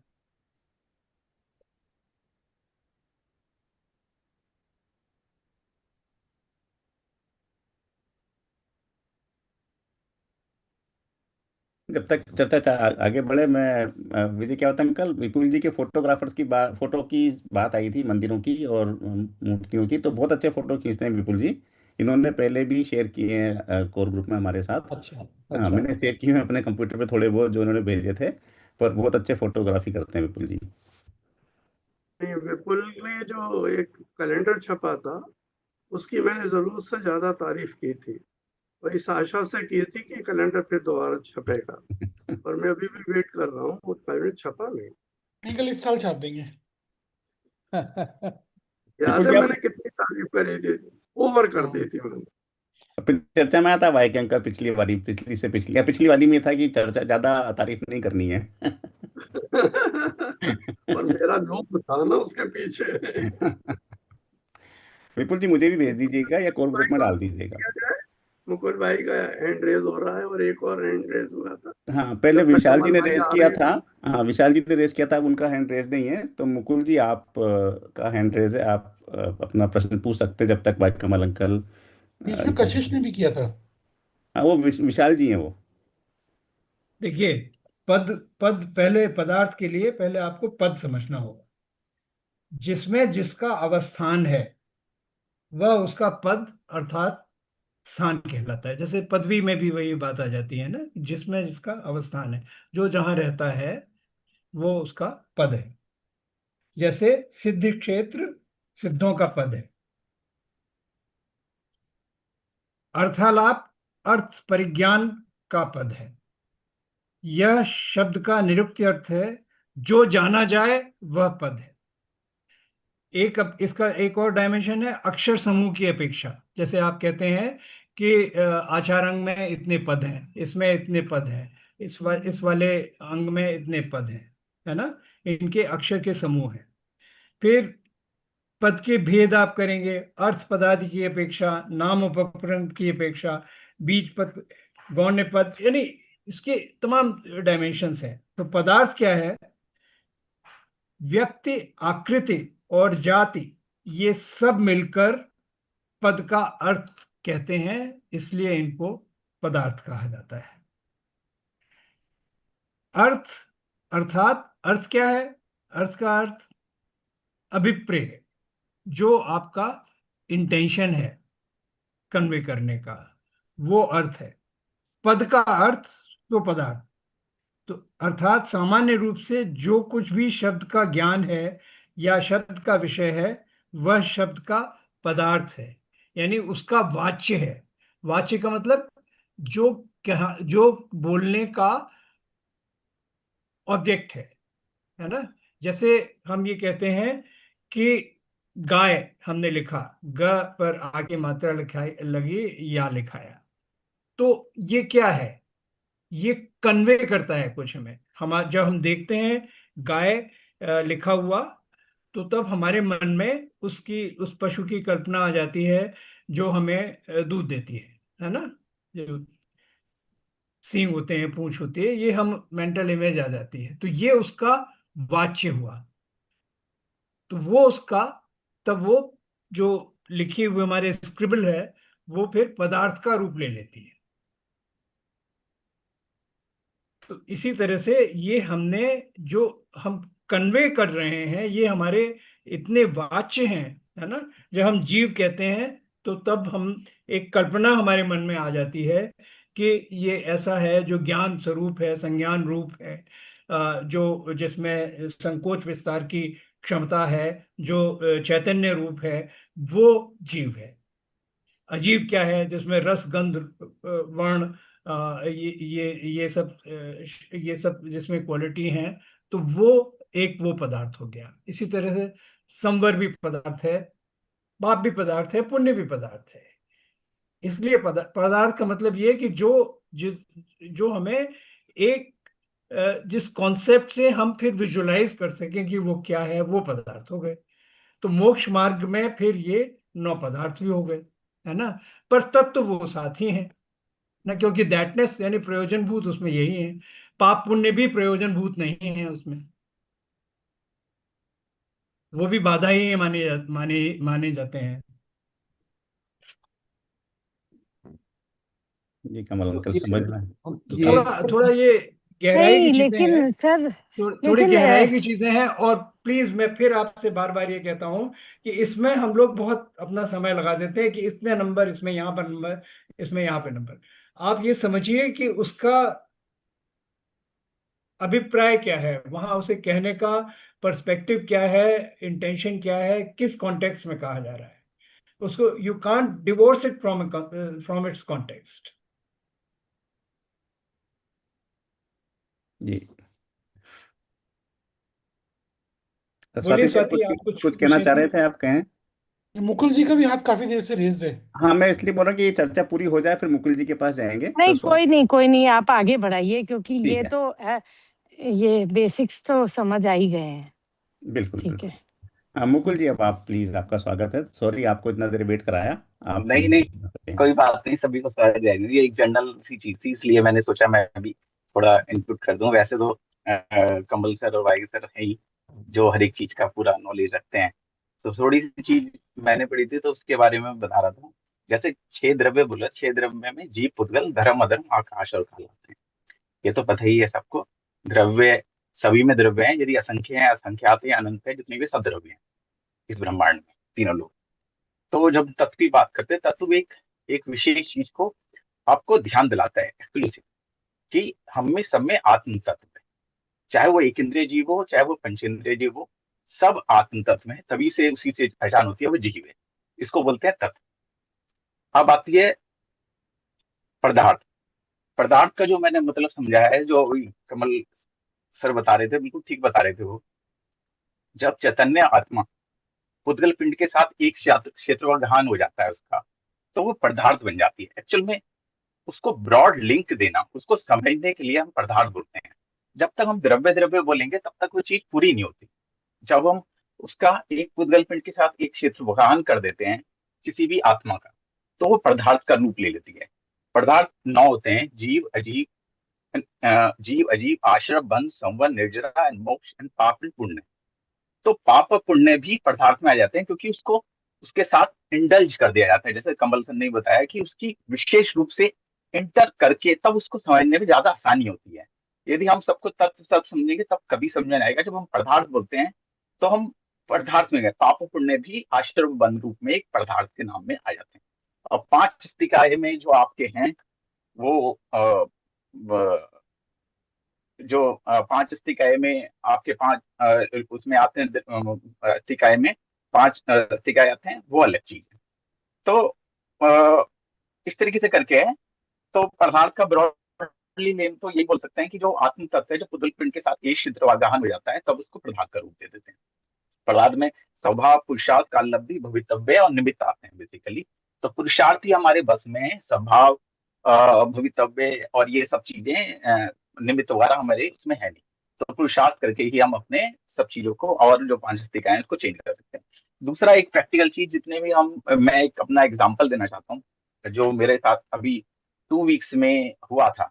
तो वो सब चीजें जैसे धर्म पढ़ रहे हैं, हम सब चीजें कर रहे हैं, बड़ी सारी चीजें सुबह बचपन से लेकर अभी तक हमको भी धर्म बहुत सिखाया जाता है सब चीज। लेकिन धर्म एक्चुअल में कब कब वो महसूस देता है उसको, कब हम जैसे हम यहाँ पे प्रैक्टिकल सेशन चलाते हैं, तो प्रैक्टिकल को देखने में हमको समझ में आता है कि क्या ये धर्म वाकई में हम धर्म कर पा रहे हैं। क्या हम ये सब ऊपर ऊपर सिर्फ भौतिक ज्ञान को लेके ही सिर्फ चीजों को चल रहे हैं। क्या हम इंटरनली एक्सप्लिसिटली दिखता है वो धर्म, क्या वो हो पा रहा है हमसे।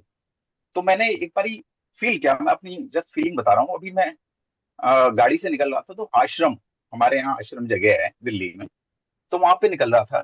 तो वहां पे एक बड़ा ट्रक रुका हुआ था, जाम से लगा हुआ था। तो मैंने उसके आगे देखा कि एक बड़ी लेडी, एज ग्रुप लेडी, वो उसके आगे लेटी हुई, मतलब डेथ की पोजीशन में थी। तो सब लोग उसके आस पास जा रहे हैं, जा रहे हैं। मैं भी गाड़ी थोड़ी सी रोका, लेकिन हल्का सा फिर मैं आगे ही निकल गया। तब मेरे को फील दिया कि ये जितना भी धर्म ज्ञान मैं कर रहा हूँ, तो ये सब बेकार है। यदि मैं ये जितनी भी पढ़ रहा हूँ, जीव, अजीव, आश्रम, बंध, संवर, ये सब एक्चुअल में चारित्र जब तक हमारा स्ट्रांग नहीं होगा ना, तब तक ये जो श्रद्धा है, ये सब चीजें बेकार।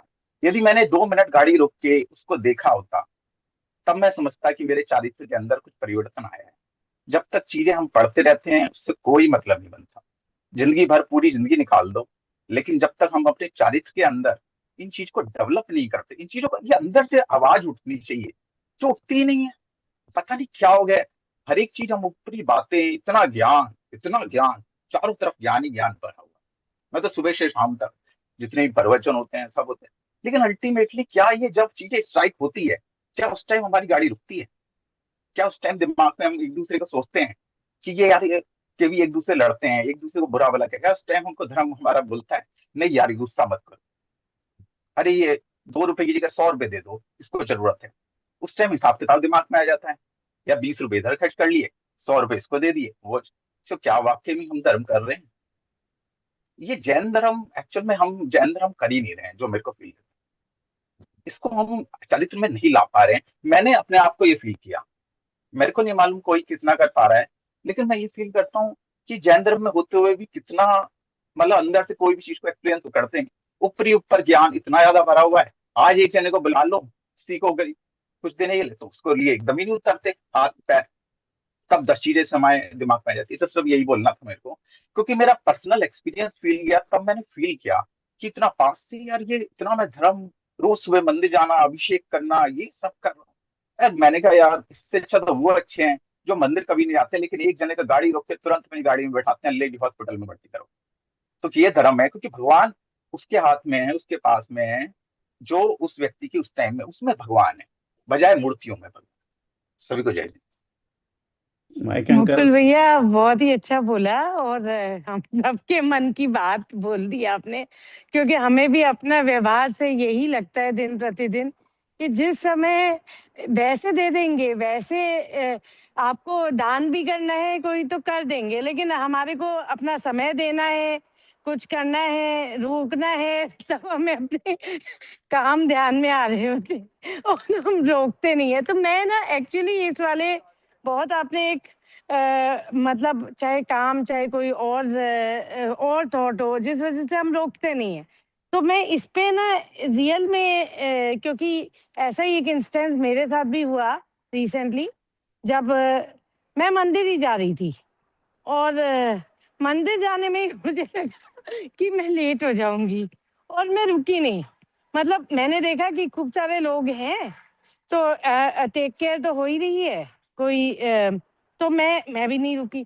मुझे भी लगा, मैंने जाके अपने हस्बैंड से भी ये बात बोली कि मेरे को एक बार के लिए तो लगा रुकना चाहिए था, लेकिन इसी चीज की आकुलता हो रही थी कि मंदिर पहुंचना है। तो और वो भी मंदिर पहुंचना थी कि मंदिर नहीं जाती और वहां 10 मिनट लगाती वो शायद ज्यादा बेटर था, और नहीं जाती मैं उस दिन मंदिर। तो मैं ये जानना चाहती हूँ कि मतलब हम लोग एक्चुअली, मैं मुकुल भैया की बात से 100% सहमत हूँ, और मैं एक पर्सपेक्टिव चाहती हूँ कि हम लोग ऐसा मतलब क्या ऊपरी तरह बिहेव करके, और ये है कि भाई हमें बहुत ज्ञान तो है, लेकिन हाँ हाँ मतलब बस वो ज्ञान ही है, चारित्र की उस पे तो उतर नहीं रहा है, या फिर कुछ और इसका पर्सपेक्टिव है। स्वाति जी वो ज्ञान नहीं है, वो ना इन्फॉर्मेशन है। नहीं था, ये बोल कैसे रही है? और जो लोग हैंड रेज करके हैं वो बेचारे सिर पे हाथ रख के भी बैठे हुए हैं। विशाल जी का सॉरी नंबर सॉरी अंकल। है। विशाल जी नहीं का नहीं, नंबर है क्या? स्वाति ने शेयर किया था ये, और ये सही बात है कि धर्म जिसे बोलते हैं ना कि धर्म वही है जो धारण करे, जो विपश्यना में सुना था, ये वो रियली प्रैक्टिकल मैं बात है जो ये मुकुल कहना ने कहा। चाहूंगा बात ही यहाँ हाँ। पर हम्म। कि विपुल ने ट्रायंगल बनाया है ना, वो सेल्फ एक्सप्लेनेटरी है। पहले आपको श्रद्धा हो, तब आपको ज्ञान करिए कि क्या कर किस डायरेक्शन में हम जा रहे हैं। फिर चारित्र आया आपके जीवन में, जो कि मोस्ट असेंशियल है, जैसे दूसरे भाई ने भी बोला। लेकिन उसके बाद फिर आपकी श्रद्धा बढ़ेगी, फिर ज्ञान बढ़ेगा, फिर चारित्र बढ़ेगा, और ये साइकिल कंटिन्यूस चलता है ना। तो मेरा भी कबीर ने इससे भी कबीर ने भी कहा था ना कि पोथी पढ़ जगमुआ, पंडित भया न कोय, ढाई आखर प्रेम का पढ़े सो पंडित होए। असली पंडित वही है जो जिसने प्रेम समझ लिया है, जिसके प्रति सब जिसके मन में सबके प्रति प्रेम है। और हमारे यहाँ भी यही कहा गया है, धर्म की परिभाषाएं, बहुत सारी परिभाषाएं हैं, उसमें एक ये है कि धम्मो दया विशुद्धो, दया से जो विशुद्ध है वही धर्म है। तो जीव दया को ही सबसे बड़ा धर्म कहा गया है। तो अगर आप मंदिर जा रहे हैं और कोई आपकी सहायता की जिसको आवश्यकता है उसको आपने अगर नजरअंदाज कर दिया, तो फिर असली धर्म था उसके पालन से चूक गए थोड़ा। तो ये आपको आपके मन में ये बात आई ना, तो वो उसको ये भी हम देख चुके हैं पहले पिछले वाले में कि अंतरात्मा की आवाज होती है, वही हमारी सबसे बड़ी गुरु होती है। तो वो हमें सही रास्ते पर चलने के लिए प्रेरित करती है। लेकिन हम धीरे धीरे हम संस्कारवश उसको अनसुना कर देते हैं, और फिर उसकी आवाज क्षीण होती चली जाती है। फिर अंततः एक ऐसी स्थिति आती है कि जब वो हम सुन ही नहीं पाते, वो कुछ कह रही है, वो हमारे मन में आता ही नहीं, कोई वो कुरेदता ही नहीं, कचोटता ही नहीं। तो हमें उसके प्रति थोड़ा आज की चर्चा से यही निकलता है कि हमें अपनी अंतरात्मा की ध्वनि को सुनना चाहिए, और धर्म ही, दया सबसे बड़ा धर्म है, वो हमें हमेशा पालन करनी चाहिए। मुकुल जी ने बहुत अच्छी बात कही और सब लोगों ने उसका अनुमोदन किया, सही और रास्ते पर। और मेरा भी इससे रिलेटेड क्वेश्चन था, बट आई थिंक इवन ये अवेयरनेस होना भी प्रोग्रेस है। धर्म का हम सुन रहे हैं, पढ़ रहे हैं, तो हाँ आई रियलाइज बिल्कुल, ये तो कहा ही जाता है। कि इवन जैसे अभी मेरे कुछ था, मैंने कहा था कि यार मुझे एग्जैजरेट नहीं करना है। I was going to be in a critical discussion. मैंने अपने माइंड को कहा कि मुझे कोई भी चीज की कोई आसक्ति नहीं, क्योंकि you know in corporate life there is a black and white and there is a line in the blur, right? You tend to exaggerate. तो ये अवेयरनेस, जब मैं उस समय उस कॉन्वर्सेशन में था, कुछ बोल रहा था, तो मेरे माइंड में अवेयरनेस थी कि मैं कितना ट्रूथफुल हूँ, कितना स्ट्रेच कर रहा हूँ। तो ये अवेयरनेस उस मोमेंट में आना is because of this path, क्योंकि आप सभी का साथ है, सोच रहे हैं, रोज बात कर रहे हैं, और न कहीं फिर आप सुधरते हो, and that's how I think. तो मैं नहीं कहूंगा कि धर्म पालन नहीं कर रहे हैं, धर्म पालन कर रहे हैं, तो उससे आपसे थोड़ा थोड़ा बेटर हो रहे हैं। लेकिन 100 में से एक बार बेटर हुआ है, 100 में से 2 बार इसी तरह से हमारी गाड़ी चलेगी, तो अगली बार हम रुकेंगे भी नहीं, और उसमें देखेंगे कोई भी। विरोधाभास नहीं है, ये तो बात सही हाँ। है। ये इसमें भी पुरुषार्थ हाँ। सिद्ध उपाय में भी लिखा गया है, इष्टोपदेश में भी है कि आज के युग में अगर ये इन बातों को सुनने में हमारी रुचि है, तो ये हमारे लिए बड़ा संतोष का विषय है, और ये दिखाता है कि हम सही रास्ते पर हैं। पर वहीं पर हमें रुक नहीं जाना है, और धीरे धीरे जो हम सुनते हैं, जिसमें हमें विश्वास हो चला है, उसको हमें अपने अमल में लाना है, अपने चारित्र में उतारना है, तभी वो फलीभूत होगी, अन्यथा वो कोरा ज्ञान बन के रह जाएगा। हम्म। विभा जी। डॉक्टर विभा, आपका अगला नंबर है। नहीं, मैं तो इसमें यही कह रही थी कि शायद हम निश्चय को और व्यवहार को मिक्स कर रहे हैं, इसलिए हमें इतना कंफ्यूजन हो रहा है कि निश्चय में जो श्रद्धा बात बोली गई है, अनुभव का विषय, वो तो अंदर की चीज है, अनुभव का विषय है। और जो चारित्र का विषय है, वो अनुभव अगर मुझे हो गया, जब मुझे ये पता चल गया कि विकल्पों के अभाव में ही शांति है, जो पूरा का पूरा शास्त्र जी शांति पथ प्रदर्शन वो ही बता रहा है, तो जब वो अनुभव हो गया, तो मैं विकल्पों के अभाव के मार्ग पे चलूंगी। और वो अभाव का मार्ग क्या होगा, कि जैसे विशाल जी ने बोला या स्वाति जी ने भी बोला, कि कोई भी इंसान है जिसको मेरी मदद की जरूरत है, तो मैं जहां विकल्प के अभाव के मार्ग पे चलूंगी, तो वहां ये देखूंगी कि कितना कौन सा विकल्प के अभाव मेरा होगा, तो एक्शन उसके अकॉर्डिंगली आएगा। और उसके साथ उस जीव का अपना पुण्य भी होगा, कि मेरे वो भाव किस तरह से बनेंगे कि मैं उसका उसको लाभ दे सकूंगी, उसकी मदद कर सकूंगी। तो अगर मैं निश्चय और व्यवहार को थोड़ा सा लाइन समझ के चलूंगी, दो नए अलग अलग समझ के चलूंगी, तो कंफ्यूजन होने का, मेरे हिसाब से, मैं गलत हो सकती हूँ, हमारे जो मेंटोर हैं वो बताएंगे, तो मेरे को ऐसा लगता है। और वर्णी जी का हर सेंटेंस इतना डीप है, इतना डीप है, कि वो हमें अलग अलग नए से समझना पड़ेगा, नहीं तो बहुत कंफ्यूज हो जाएंगे। तो जो जहां तक मैं समझी, जैसे मैंने आगे के भी चैप्टर्स पढ़े और ये विपुल जी वाले भी पढ़े, तो उसमें बहुत डेप्थ है हर सेंटेंस में। तो अगर हम ये उसकी डेप्थ नहीं समझेंगे, तो ये कंफ्यूजन रहेगा कि मेरा बिहेवियर क्या रहेगा। श्रद्धान ठीक होते ही, वस्तु का स्वभाव समझते ही, कंफ्यूजन बहुत कम हो जाता है, क्योंकि वो शांति पथ प्रदर्शन मतलब विकल्पों का अभाव होगा। जो मेरा विभाव है उसको खत्म करना है, और जो मेरे स्वभाव है उसमें आना है। तो जहां ये मेरा टारगेट है, जो कोई इन्होंने बहुत मतलब इम्पोर्टेंस से कहा है कि लक्ष्य बिंदु, तो अगर मेरा लक्ष्य बिंदु बहुत डिफाइंड है, बहुत क्लियर है मेरे माइंड में, तो मेरे ख्याल बहुत कंफ्यूजन नहीं होता है कि मेरे को क्या व्यवहार रखना है, कैसे रखना है। कैसे विशाल जी ने जैसे कहा, ये बहुत अच्छा है, जागरूक उपयोग बताता है कि मुझे कहाँ मैं एक्सगरेट कर रहा हूँ और कहाँ मैं रियलिटी में बोल रहा हूँ। अगर आपको बोलते हुए ये समझ में आ रहा है, तो ये तो उपयोग की जागरूकता बता रहा है। नहीं तो हम तो इतने मूर्छित उपयोग के हैं कि करते जाते हैं, काम करते जाते हैं, उसका एनालिसिस ही नहीं आता कि ये राग वश हो रहा है, ये मोह वश हो रहा है, ये द्वेष वश हो रहा है, किस वश हो रहा है।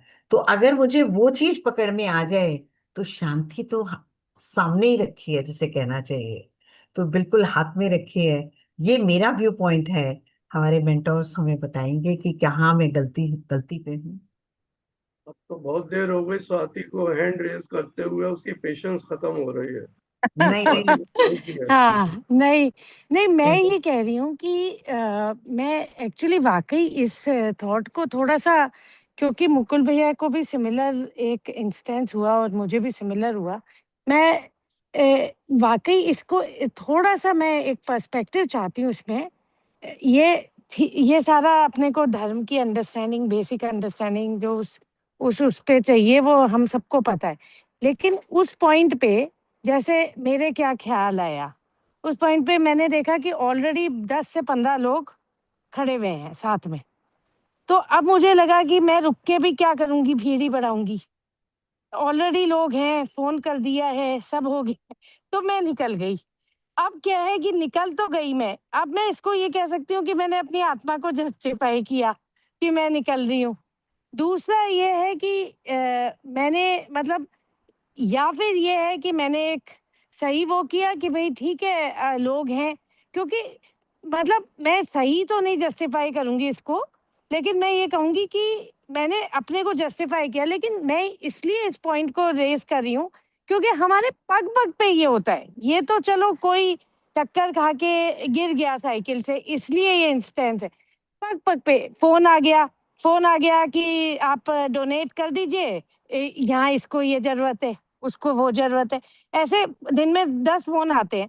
अब अगर हम नहीं डोनेट करते हैं तो हमें ये होता है कि यार हम मतलब अब हमें पूरी तरह से मतलब क्या पता वो सही जेन्युइन भी चीज बोल रहा हो, लेकिन बस हमें नहीं करना है क्योंकि हम जानते नहीं है और हमें उससे कोई डायरेक्ट एसोसिएशन नहीं है। तो मतलब हमारे को ऐसा नहीं है कि हम हर चीज जो सही है दिख रही है उसको हम एक्सेप्ट ही कर लेते हैं अनलेस वी हैव मतलब मैं ये जानना चाहती हूँ कि मतलब हाउ टू टेक लाइफ। नहीं तो ऐसे तो पग पग पे आपको मिलेंगे, फिर आप तो बढ़ ही नहीं पाओगे। तो how to deal with such situations, मतलब यही है कि इसका तो मुझे यही है कि अपने विवेक से देखे।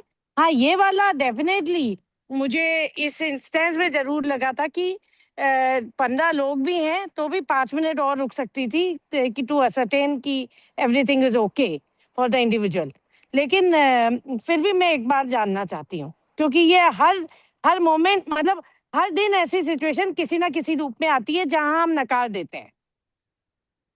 नहीं स्वाति, जैसा तुमने बोला विवेकपूर्ण दया, हर सब काम छोड़ के एक एक इंडिविजुअल इंसिडेंस पे अपन खड़े नहीं हो सकते। जैसा तुमने सही निर्णय लिया कि 15 लोग हेल्प कर रहे हैं, 16वें की क्या जरूरत।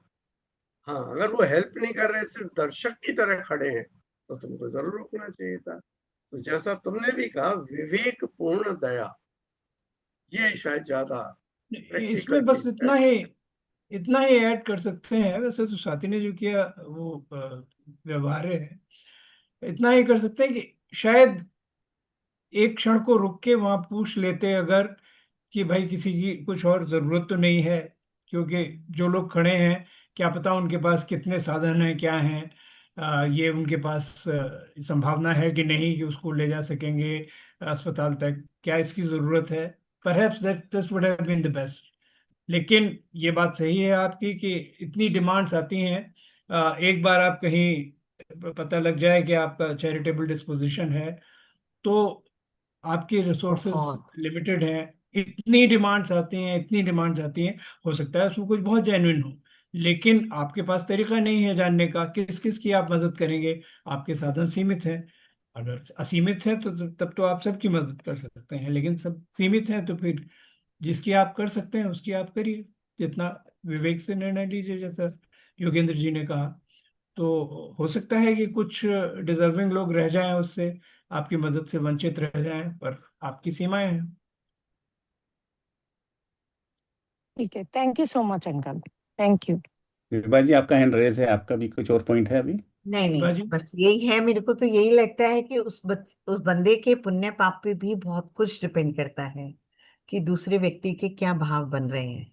हमारे भाव हर जने के लिए सेम नहीं बनते हैं।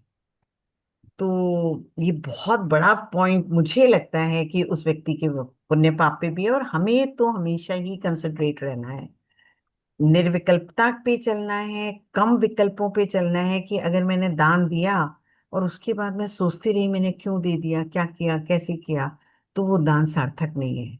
तो जहां दान देके, जैसे वो कहते हैं ना, एक प्रोवर्ब है कि एक हाथ से दिया हुआ दूसरे हाथ को भी पता ना चले। तो वो वही वाली बात है कि जहां कम से कम विकल्प हो कोई कार्य करने में, हमें वो वाला कार्य करना चाहिए। तो श्रद्धान पक्की है तो ये एक्टिविटीज मेरी ऑटोमेटिक आएंगी। तो मेरे को बहुत खुशी लगता है। दान की चर्चा तो बहुत बड़ी है। वैसे अगर अपन आगम पढ़ते हैं तो आगम में बहुत तो बढ़िया। दान दान तो चार ही बताए गए हैं जो सुपात्र को दिए जाते हैं, बाकी तो सांसारिक लेन देन है। आप जो है सांसारिक दया करें और बस मदद करें, वो है उसको अपन दान शब्द उसको प्रैक्टिकली बोल देते हैं, ठीक है, बोलते उसको और नहीं। कोई शब्द नहीं है, लेकिन वो सांसारिक मदद है, करनी चाहिए। नहीं, पर उसमें भी करुणादान, करुणादान भी कहते हैं करुणा उसको। दान में आ जाती है वो तो करुणादान। हाँ, पर उसमें भी कई चर्चा आ जाती है कि आप आपको दिख रहा है कोई व्यक्ति भूखा है, ऐसा व्यक्ति है और आपको पता नहीं है, आपने उसको खिला दिया, ताकत दिला दी और मालूम पड़ा वो उसी की वजह से कुछ और गलत काम करने चला गया और कुछ और किसी को उसने नुकसान पहुंचा दिया। समस्या कई तरह की होती बहुत है। डिफिकल्ट टॉपिक है ये दान का, नहीं तो नहीं, डिफिकल्ट नहीं है। इसमें इसमें बिल्कुल स्पष्ट इसका निर्देश है कि ये आपको इससे सरोकार नहीं है। आपको इससे सरोकार नहीं होना चाहिए कि वो पाप, उसका पाप का उदय है या उसके पुण्य का उदय है। That's none of your business. आपके लिए जो करणीय है आप वो कीजिए, उसका वो क्या करेगा वो जाने। अगर चलिए। अगर अगर अगर कोई मरणासन्न है, कोई चोट लगी हुई है किसी के, तो आप ये थोड़ी देखेंगे कि वो पापात्मा है या पुण्यात्मा है। आपको तो मदद करनी है ना उसको। हो हमें सकता है मदद कि करनी है, बट आपने हो, नहीं नहीं, हो सकता है कि आपने उसको दे दी, आपने उसकी जान बचा दी और उसने जाकर किसी की हत्या कर दी, तो उसका हत्या का दोष आपको थोड़ी लगेगा। आपने तो जो आपका मानव धर्म था उसका पालन किया, और उसने क्या किया, ये वो हर जीव का स्वातंत्र्य है, वो उसके हिसाब से करेगा। ये कहना कि ये मांसाहारी है इसलिए हम इसको खाना नहीं देंगे, ये उचित नहीं है। ये हमारा तय करने का वो नहीं है, काम नहीं है, ये उसका काम है। बिल्कुल सही। और किसी के कोई प्रश्न हो आगे या कोई जिज्ञासा हो तो आप पूछ सकते हैं। विवाह बहन शायद हाथ नीचे नहीं करना नहीं भूल गए। नहीं नहीं, हाँ मैं हाथ नीचे करना भूल गई, वो मैं करती हूँ।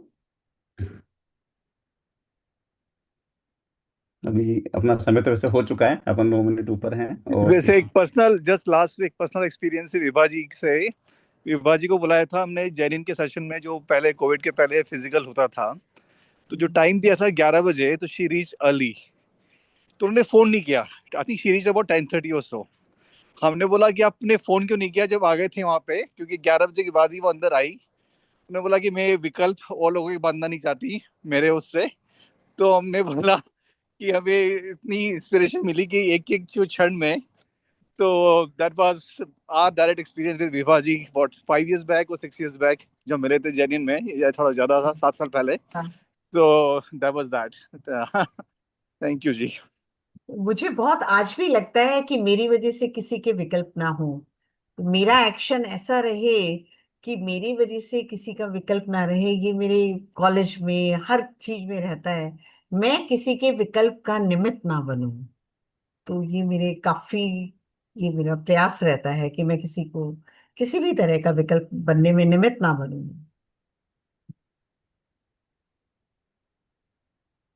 तो बहुत बढ़िया चर्चा रही आज अपनी।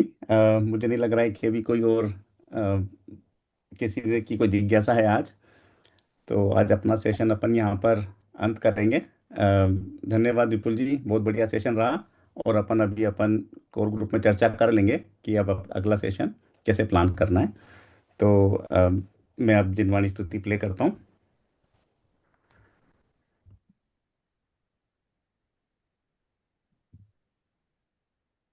हे जिनवाणी भारती, तो ही जपो दिन रैन, जो तेरी शरणा गहे, सो पावे सुख चैन। जावाणी के ज्ञान ते, सूझे लोकालोक, सो वाणी मस्तक नवो, सदा देत हो ढोक, सदा देत हो ढोक। सभी को जय जिनेंद्र। जय जय जी, सभी को जय जय।